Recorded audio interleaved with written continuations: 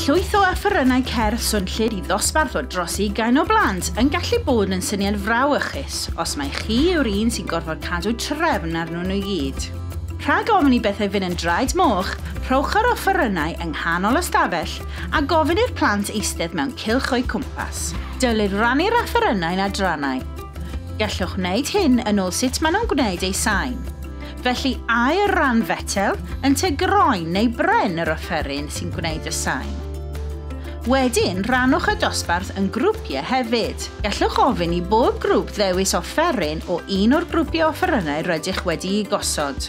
Unwaith y bydd gan eich dysgwyr ifanc I gyd offeryn, gallwch eu gwahodd nhw I ddechrau gwneud seiniau. Gwahoddwch un o'ch disgyblion I fod yn arweinydd.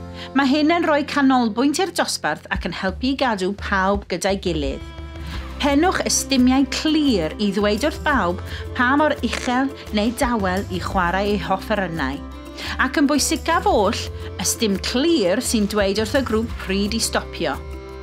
Mae'r ymarfer yma'n helpu'r disgyblion I ddatblygu sgiliau gwrando a chydweithio. Ar ôl hyn, rhowch tasg estynedig i'r disgyblion weithio mewn grwpiau bychan, gan roi'r tasg iddyn nhw cyfansoddi darn o gerddoriaeth eu hunain. Rhowch fan cychwyn iddyn nhw, fel llun neu deimlad sydd angen iddyn nhw I deffro yn y cof, drwy ddefnyddio eu hofferynnau. Rannwch y dasg yn ddarnau, drwy ofyn iddyn nhw ystyried un o'r elfennau cerddorol ar y pryd.